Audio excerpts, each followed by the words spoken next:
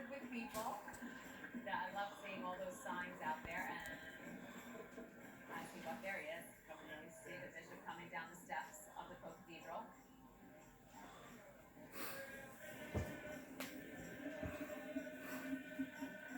And also outside on the steps of the cathedral is Courage News' Jessica Easthope. She's been out there throughout the installation. She's standing by with the emerging crowd. Jessica, tell us what you're seeing.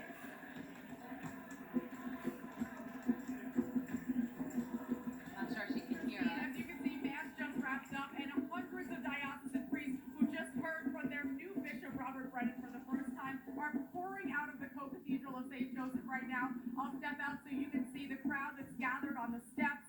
You know, today starts a new chapter for both Bishop Brennan and every single priest and parishioner who calls this diocese home. And Christine, like you mentioned, we heard a really powerful and energetic homily from Bishop Brennan. He touched on this next step in his ministry, how happy he is to be back in New York, and his not so happy initial reaction to the news that he'd be leaving Columbus. Take a listen.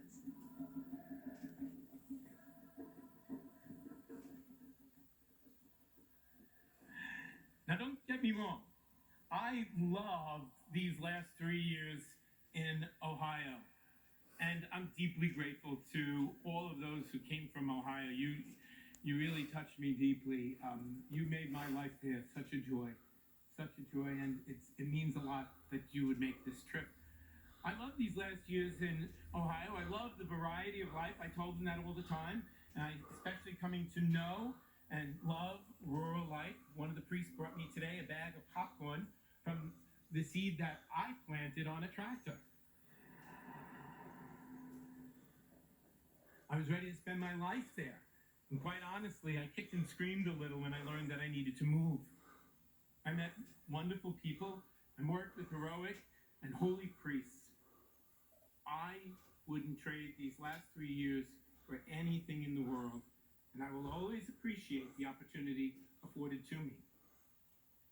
However, I would go around asking, so where do you keep the boardwalk?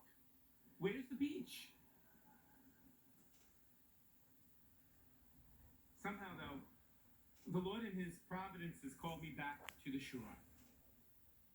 I must admit, coming back this way, there is something familiar, even comfortable.